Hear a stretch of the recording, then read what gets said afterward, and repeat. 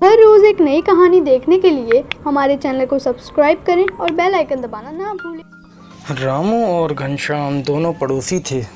रामू एक गरीब मज़दूर था, जबकि घनश्याम की परचून की दुकान थी। घनश्याम एक लालची आदमी था और वो सामान में मिलावट करके बेचता था।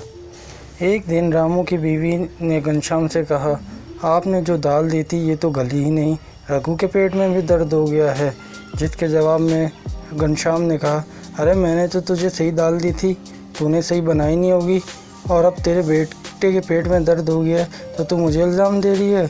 आइंदा तो मैं तुझे कोई उधार भी नहीं दूंगा।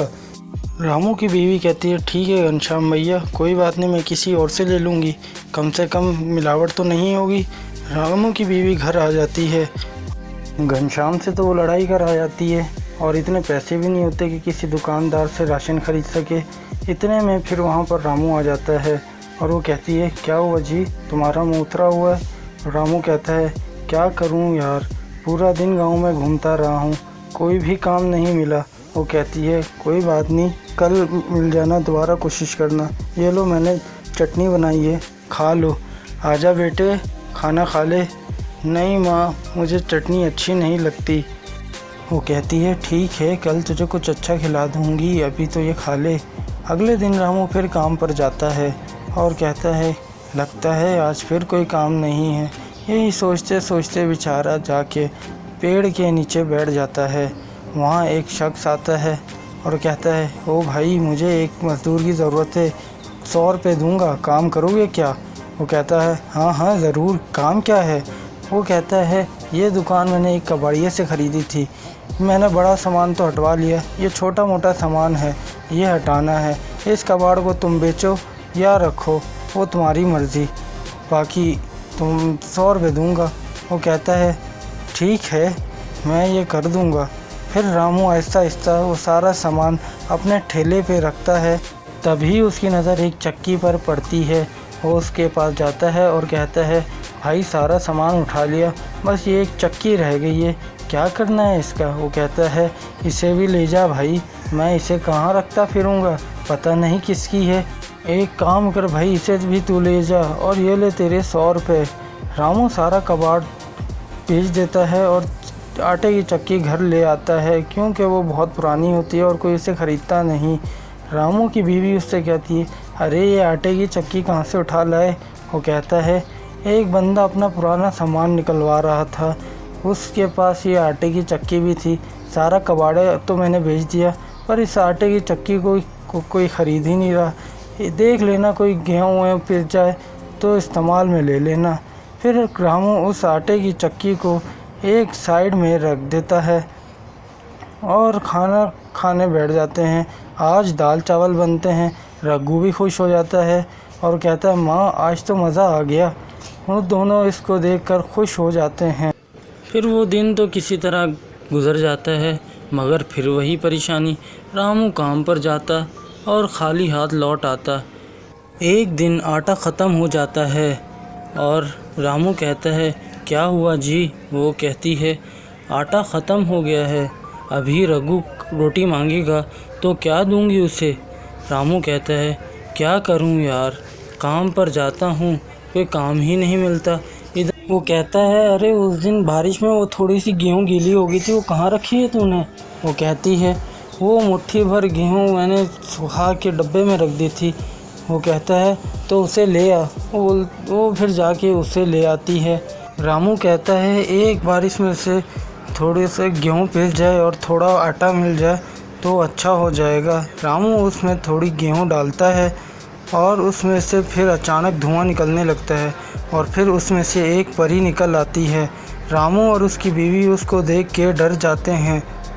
परी कहती है, मांगो कुछ भी खाने का, परी है देती, ये जादुई आटा चक्की सबका है पेट भरती। वो कहता है, तुम कौन हो और इस चक्की से कैसे बाहर आ गई, हमें माफ़ कर दो, हमें कुछ नहीं चाहिए। परी कहती है, अरे डरो नहीं, तुमने मुझे याद किया और अब मैं हाजिर हो गई, अब से मैं तुम्हारी ग़ुलाम हूँ। तुम्हें क्या चाहिए, आटा, दाल, चीनी, चावल, जो कुछ चाहिए मैं जादुई चक्की में 1 मिनट में हाजिर कर दूँगी। वो कहती है, तो हमें 1 बोरी आटा और एक बोटी दाल दे दो। वो कहती है, चल मेरी चक्की दिखा कमाल, हाज़िर कर दे आटा दाल। रामू कहता है, अरे ये तो कमाल हो गया, शुक्रिया परी जी। वो कहती है, तुम दिल के बहुत अच्छे हो, इसलिए मैं तुम्हें मिली, पर याद रखना ये चक्की दिन में एक ही बार जादू करती है। इसमें से निकले अनाज के गलत इस्तेमाल से सारा अनाज गायब हो जाएगा और फिर वो चक्की में वापस चली जाती है। वो दोनों जादुई चक्की को पाकर बहुत खुश थे।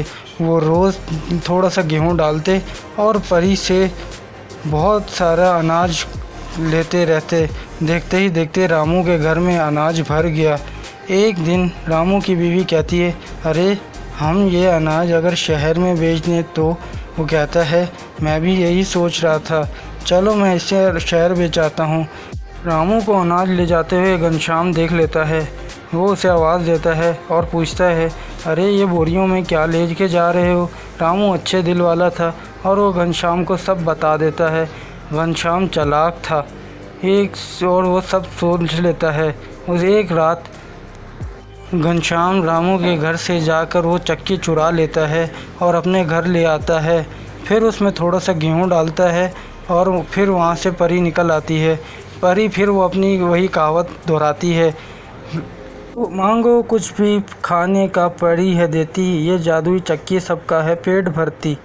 घनश्याम कहता है, एक काम कर, ढेर सारी बोरियां आटा दाल चावल चीनी बेसन वगैरह की निकाल और मेरी दुकान भर दे। वो देखते ही देखते वहाँ पर आटा बोरियां भर जाती हैं और वो कहता है, चल चल अब तेरा काम हो गया, चल जा वापस। वो फिर वहाँ से चली जाती है।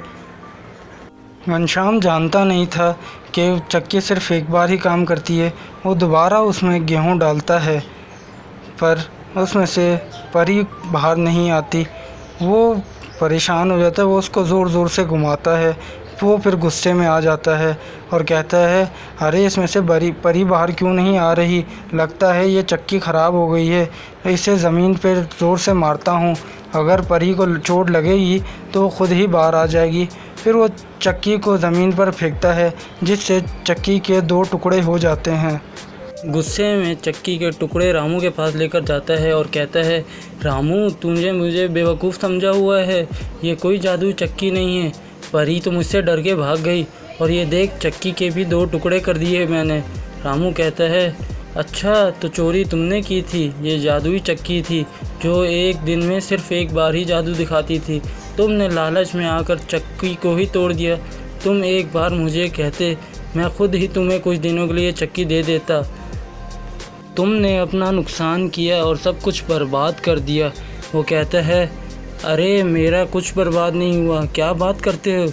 मैंने तो परी से पहले ही कहकर अपने सारे गोदाम भरा लिए थे, अब मुझे साल भर कुछ करने की ज़रूरत नहीं है, मैं तो आराम से बैठकर पूरा साल मज़े से खाऊंगा। रामू चक्की के टूटने की वजह से बहुत नाराज़ था। उसने सोचा, मैंने जो पैसे कमाए हैं उससे एक दुकान ख़रीद कर कारोबार कर लूँगा। दूसरी तरफ जब घनश्याम अपने गोदाम पहुँचा और उसने दरवाज़ा खोला तो सारा गोदाम खाली था और सारा अनाज भी गायब हो गया था और दुकान में भी जितना सामान था वो भी सब गायब हो गया। जो बोरियां उसने परी से जादू के ज़रिए मंगवाई थीं वो चक्की के टूटने की वजह से सब ख़त्म हो गया और घनश्याम को उसकी बेईमानी का सिला मिल गया। घनश्याम अपना सर पीटने लगा। दूसरी तरफ रामू ने अपनी दुकान खोल ली और वो अपना कारोबार करने लगा। रामू की नीयत अच्छी थी इसलिए उसको इसका अच्छा फल मिला और घनश्याम की नीयत बुरी थी इसलिए उसका सब माल ख़त्म हो गया।